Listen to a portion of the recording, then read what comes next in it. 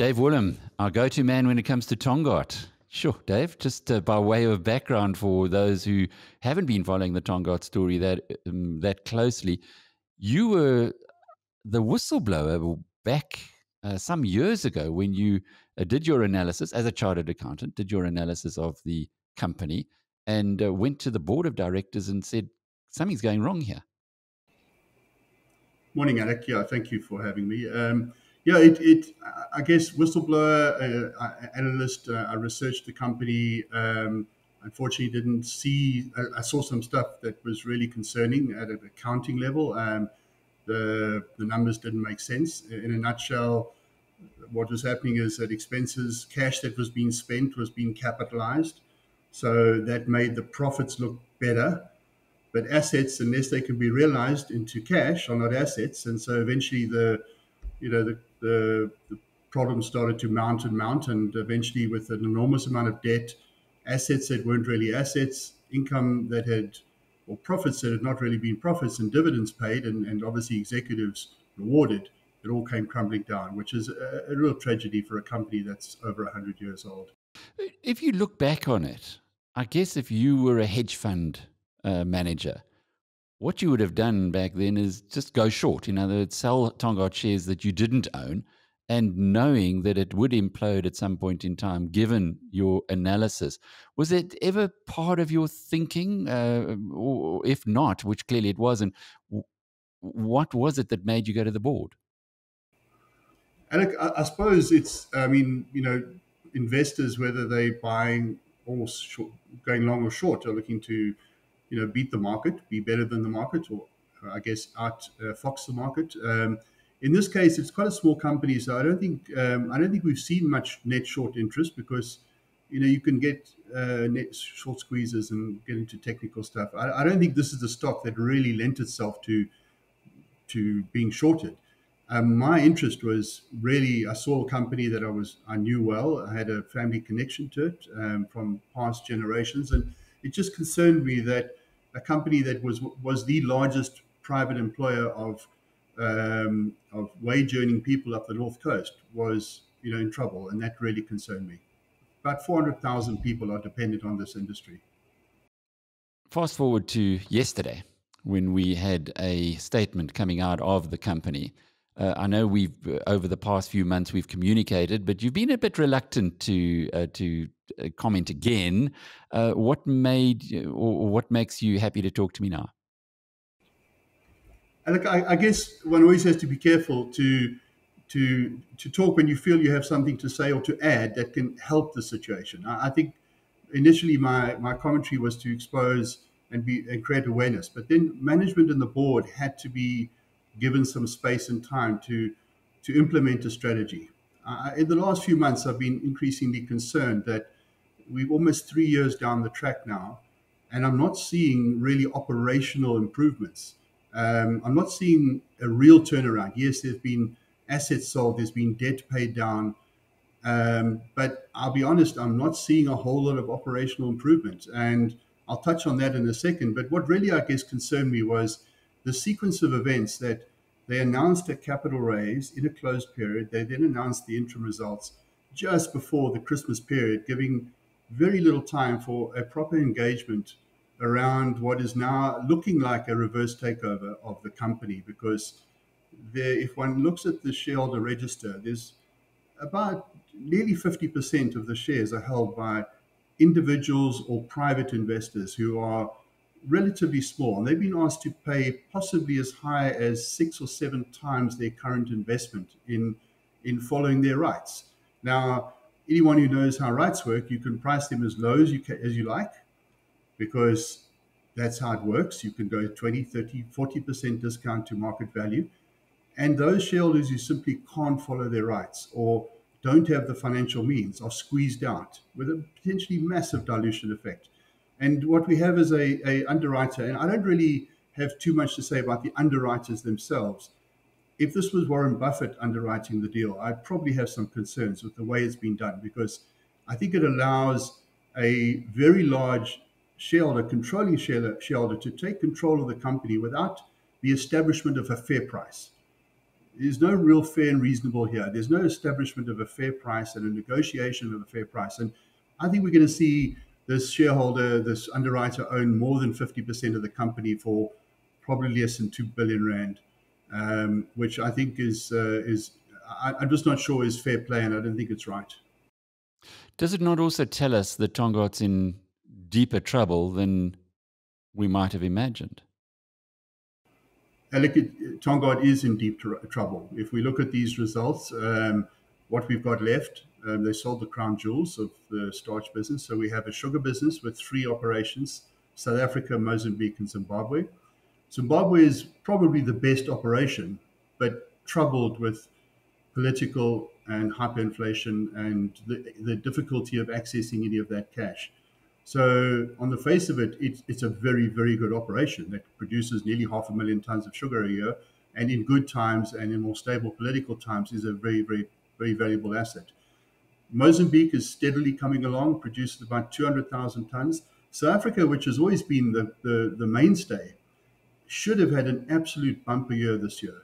They should have produced about, according to the feedback we get from the farmers unions, the farmers associations, and market experts, they should have harvested about 5.25 to 5.5 million tons of cane.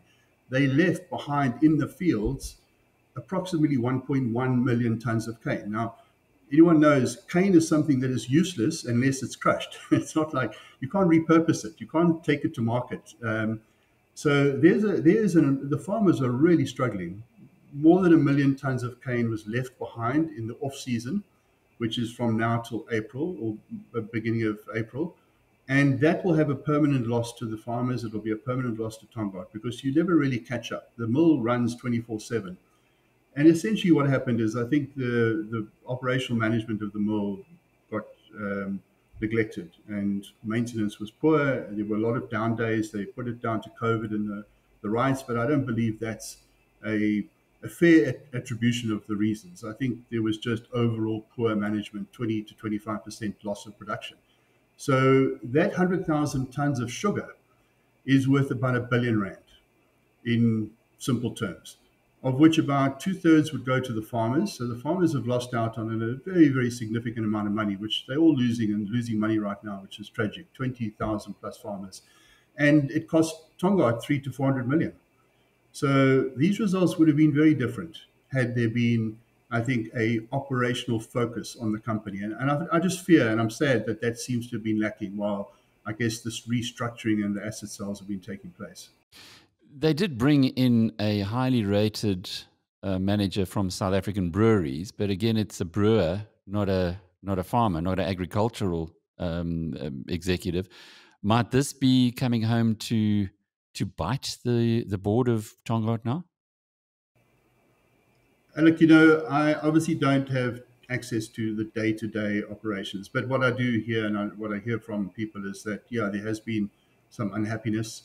I think there was an expectation that a manager is a manager, and people who know the sugar industry know it's a very, very specific industry. And the mill's got to run 24/7. It's like a power station. It's no different to Eskom. You've got to feed coal and you've got to feed sugarcane. It's the same thing, and it's got to run every day, all day. And what we do know is that that particular individual seems to have been sidelined, and there's a new guy being put in. And I'll be honest, I'm not quite sure whether the new guy is going to be a guy who's going to keep the mills running 24/7. What about these operators? What about the former executives who clearly did at least know how to keep the mill going, although they were not that squeaky clean when it comes to the financials? Peter Stauder and his team. It appears as though the Tongaat board is still hell-bent on attacking these guys, bringing them to book. Is that your impression as well? I think I'm not sure one could necessarily say, although it'd be dangerous territory to say Peter Staude kept the mills going. I think there was an old guard of people who came through an industry that had gone back nearly 100 years of very well managed succession, people who were, kind of engineers. You need lots of engineers to be monitoring this thing. I'm not sure Peter Staude was really that person, but I guess he left them alone But we do know that production in South Africa has been falling. From 99, it was 1 million tons of sugar, and it's down to 500,000 now. So there has been a structural degradation of the SA sugar, Tongaat SA sugar operation for a long, long time. And what Peter did was kept throwing money at the problem by refinancing the farmers, re-establishing cane routes that had failed. There were some drought problems that had been difficult in the mid-20s, 2015 area, but he just kept throwing money at the problem, kept over-capitalizing. So I don't think one can say that Peter knew how to run the sugar business. He just reported numbers that appeared like it was being well run. He falsified the numbers. There's no question about that. So is it likely, in your opinion, that there will be a day of reckoning for him in the courts? Well, I think the justice process has to follow. I mean, it's very hard. I think it's dangerous to judge things from, outside the courts. But from what I've seen, was he guilty, and was his direct management team guilty of falsifying the numbers knowingly and willingly? I've got no doubt about that. And I guess I'm putting my neck on the line, but I have no doubt that the numbers were falsified. Did they misrepresent the assets and the profits of the company? No doubt. What were their motives? Well, time will tell. But I have no doubt about that. However, I would say this went on for nearly 8 years. And this is, as one of my colleagues says, this was a first year, like a grade 1 fraud. This is not like Steinhoff, that was highly sophisticated, took incredibly smart people all around the world to do it. This was elementary grade 1 fraud, falsifying the balance sheet. The auditors did not pick this up for 8 years. And I really question, why are the auditors still not being held account? The industry earns hundreds of billions in audit fees, and directors earn billions and billions in directors' fees and all the rest. And, I don't feel great about my alumni being sued, but I do feel great about the robustness of the audit assurance industry being held to account. Otherwise, why are we paying for it? And that figure of 450 million that is being thrown around as a civil suit against the former executives, how's that compiled, or how's that brought into the picture? I think if I was a little bit cynical, the timing of it was a bit interesting, because there was a somewhat hard-hitting article put out yesterday by Tim Cohen, and this announcement came out later in the day. So I don't know. I'll be honest, I'm a bit of a cynic on that. I know because I have the share register, that Peter Stoudy actually kept nearly all his shares. In fact, he kept all his shares. So all the profits and the bonuses he converted into shares fell 95%. So he's got a 400,000 shares that are worth about 2 million rand. That's his 70 million drop to 2 million gone, unfortunately. Well, for anybody trying to reclaim. So they say they've got his pension. I'm not sure how that works. I think they're blowing hot air on that one. The auditors are the people that got paid enormous money to provide assurance, and for 8 years they did not pick up these very basic, simple frauds. I think they should be. I don't understand why they've not yet engaged. And they say because they're trying to finalize the statutory audit. That to me is a conflict of interest. If you have a claim against somebody, it is your responsibility to. You don't delay arresting someone because they're taking your kid to school, or because they're doing something that's important for you. If they're guilty of something, you arrest them, you charge them, or you bring action against them. And the consequences are sometimes uncomfortable. And that is unfortunately life. It's sometimes on a board, you've got to do uncomfortable things. So had I been on this board, I would not have accepted that. I would have pushed hard. Because whether they're guilty or not, just bring them to book, because shareholders are losing now. And pretty much they're going to be diluted by probably an amount similar to what could be claimed from Deloitte, given the circumstances. We had Tongaat in our portfolio, in the BizNews portfolio, for a period of time. Then came the KwaZulu-Natal riots. Straight after that, I took a view that, the property values in KZN are going to take a heck of a long time to recover. I know you from the province, as I am as well, and we won't go down that line, but it was a view that we took at the time, and as it happens, has been rather fortuitous. But is there any value being ascribed by the new controlling shareholders or the Zimbabwean family that are coming in to take control of Tongaat to all that land on the KZN North Coast? And look, I haven't spoken to them. I don't know them. I know of them, but I don't know exactly how they came to their. Remember, the price hasn't been set. So, I mean, what they put as value, I mean, it's what concerns me about this vote next week is that they are asking shareholders to authorize nearly 5 billion new shares, million new shares, sorry, billion. And there are 135 million shares. So that's a 33 times increase in authorized share capital. Once that vote goes through, there's absolutely nothing stopping the board from setting the rights issue price at 50%, 60% below. There's no legal basis to stop them. They could set it at where they like, and they say they'll set it in conjunction with the underwriters. And so they kind of can set the price, and that concerns me from a governance point of view. Not Rudlands, it's the board. Why are the board being so coy about asking for a checkbook, and we'll tell you the amount later? I think that's very concerning to me, especially given this is not a 1-for-1 rights issue. It's like an 7 or 8-for-1. So on the land property, the land is very valuable. There's no doubt. How valuable is a question of how long you want to wait. I took a drive a week and a half ago up that area, and there's some really good development going on around Sabaya. But most of that was land sold before, so that's not Tongaat's benefit. There's a lot of land, but it's going to take a long, long, long time. And I just use very simple numbers. Per 100 hectares, which is about an annual kind of bite that they can do, you get about 7 million probably per hectare, about 3 million of establishment costs. So there's about 400 million a year to be made from that property over the next, say, 20 years. But that doesn't come to a PV of 8 billion. That's maybe a nominal value of 8 billion. So if I put a PV value to that, I'm probably seeing maybe 4 billion. But even that is like there's a lot of factors, but it's worth a lot of money. And I guess it will be realized by somebody at some point. And the Rudlands, a Zimbabwean family, clearly they would have a good feel for the Zimbabwean assets of Tongaat. And perhaps that's what's appealing to this family. What do you know about them? You haven't spoken with them, and they do appear to be very low profile. I haven't spoken to them directly. I don't think that would be appropriate. I've done my research, and as have a number of people. There have been some reports issued. Tongaat say they did a detailed due diligence. They asked PwC to do that.